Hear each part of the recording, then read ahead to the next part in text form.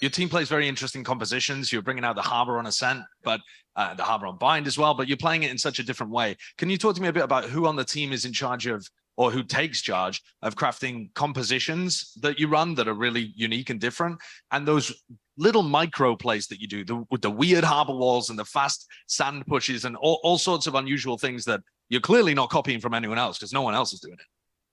All right. So as for who takes charge, I think usually Forsaken is the one that's just running around the server. But they all like, you know, they all spend time alone just throwing utility around the places. Then suddenly they call me over and they're like, "Oh, Alex, come look at this. Can we do something with this?"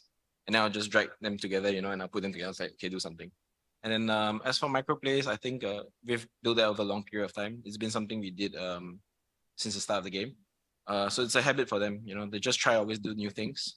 We focus a lot on creativity rather than watching other people play, but that's not, we have a lot of time spent trying to watch and learning from every single team because, you know, everyone here are champions already, right? They've won their regions and stuff. By and large, I think Jason, Forsaken, pretty much has a lot of ideas. After that, everyone just chimes in from there.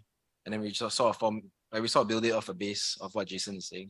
So usually, like, if anything is creative with the harbor, it's going to be Forsaken doing like random walls and asking us what we can do with it, more or less.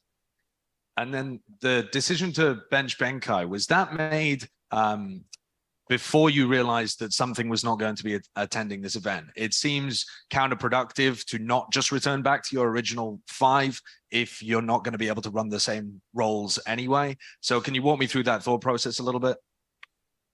I think it's more like, okay, so what happens was we try to play the best 5. And in that case, I told Ben, you know, like maybe you gotta try and practice different roles, right? So that you can sub in case someone is not playing as well as he can. As for CJRS, he's been playing with us a little bit in practice as well.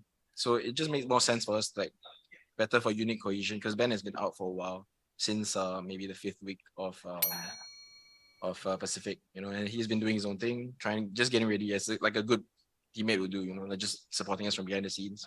And for this event, I think it's easier for us to work with CJRS in terms of comps rather than Ben at the moment. That's the only reason. Thank you. Yeah.